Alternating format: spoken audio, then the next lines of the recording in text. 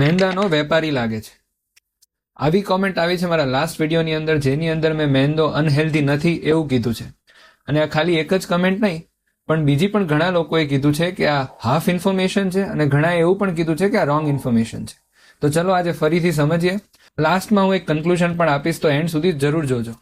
પહેલી જે મેં વાત કરી હતી લાસ્ટ વિડીયોની અંદર એ છે કે મેંદો પેટમાં ચોંટતો નથી. તો એના વિશે પણ કમેન્ટ આવી છે કે હાથમાં જો આટલો ચોંટે છે તો પેટમાં તો ચોંટશે જ ને. તો એના વિશે પણ કહું કે ના, હાથમાં એટલે ચોંટે છે કારણ કે ત્યારે મેંદો કાચો હોય છે, પણ પેટમાં એવી રીતે ચોંટતો નથી. અને આપણને જે મેંદો ખાધા પછી હેવી લાગે છે એનું રીઝન એ છે કે એની અંદર ફાઈબર ના હોવાથી સ્ટૂલ ફોર્મેશનની અંદર થોડી વાર લાગે છે.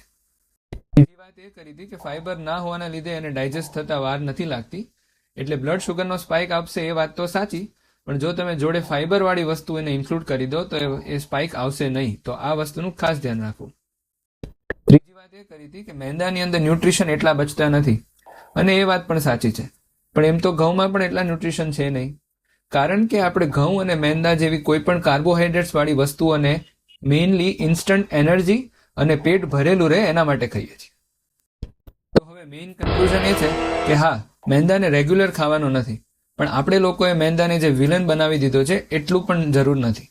કારણ કે તમે જ્યારે મેંદો ખાવ ત્યારે જોડે જો એની જોડે ફાઈબરની વસ્તુઓને એડ કરી દો તો એના નેગેટિવ ઇમ્પેક્ટ એટલા આવશે નહીં.